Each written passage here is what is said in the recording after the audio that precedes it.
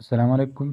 आज की इस वीडियो में हम एक थ्योरम को एक्सप्लेन करेंगे और उसका प्रूफ करेंगे। और थ्योरम ये है कि the diagonal of parallelogram bisect each other.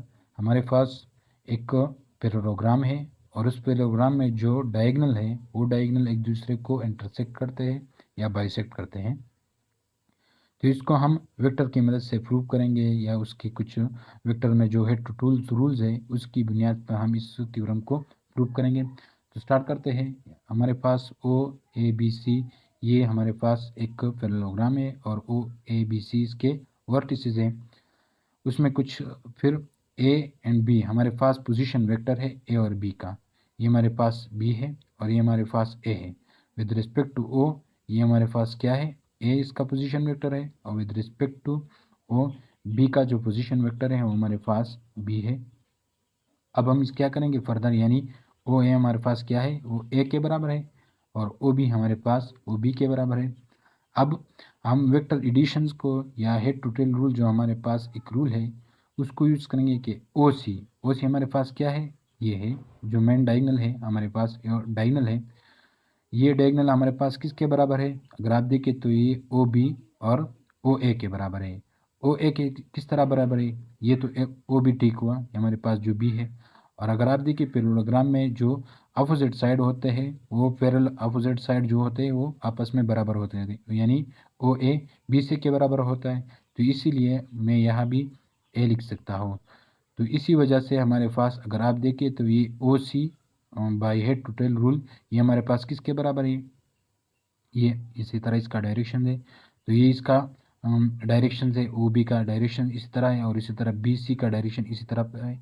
तो ये O C by vector radiation ये हमारे पास बराबर हुआ ओ बी का और ओ सी का। और ये इसको हम इस तरह लिख सकते हैं कि ओ सी बराबर है ए प्लस बी का। तो ये हमारे पास एक रिलेशन आया।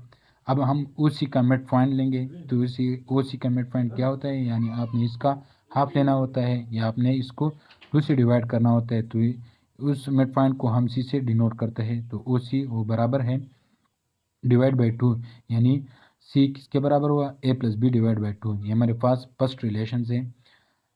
अब हम ए बी को पॉइंट करेंगे। ए बी हमारे पास जो एक दूसरा डायगोनल है, तो ये डायगोनल किसके बराबर है, अगर आप देखिए तो ये हमारे पास इसका डायरेक्शन इसी तरफ का है, यानी बी ए है। अब हम ए बी पॉइंट करेंगे, यानी इसका डायरेक्शन इस तरफ होना चाहिए। तो ये हमारे पास किसके बराबर है, ये ए बी। तो ये देखिए ये तो ओ बी का जो हमारे पास ऊपर के डायरेक्शन में है और ये ओ ए ये इसी डायरेक्शन में है। तो इसी का हम क्या लेंगे, ओ ए का हम नेगेटिव लेंगे। तो ओ ए का नेगेटिव लेने से हमारे पास ये ए बी किसके बराबर हुआ, ओ बी का। और इसी तरह ये ओ ए का हमने नेगेटिव लेना है तो माइनस ओ ए। और इसी तरह ओ बी हमारे पास बी के बराबर है और ये हमारे पास माइनस ए। तो ए बी हमारे पास किसके बराबर हुआ, बी माइनस ए। अब ए बी का मिड पॉइंट आप लेने आए तो ए बी का मिड पॉइंट क्या होता है, वो ए बी डिवाइड बाई 2, ये हमारे पास इसका मिड पॉइंट है। अब हम इस मिड पॉइंट को क्या करेंगे, विद रिस्पेक्ट टू ओ या विद रिस्पेक्ट उसका पोजीशन वेक्टर फाइंड करेंगे जो मिड पॉइंट हमने ए बी का लिखे आए हैं। तो ये किसके बराबर हुआ, डी हमारे पास ये ए बी का मिड पॉइंट है और इस विद रिस्पेक्ट टू ओ इसका हम पोजीशन वेक्टर फाइंड करेंगे। तो ये O A plus A B divide by 2 ये किस तरह बराबर है, ये हमारे पास ए बी का जो मिड पॉइंट था वो डी था with respect to O D. अब हम इसका क्या करेंगे, with respect to O D इसका पोजीशन वेक्टर।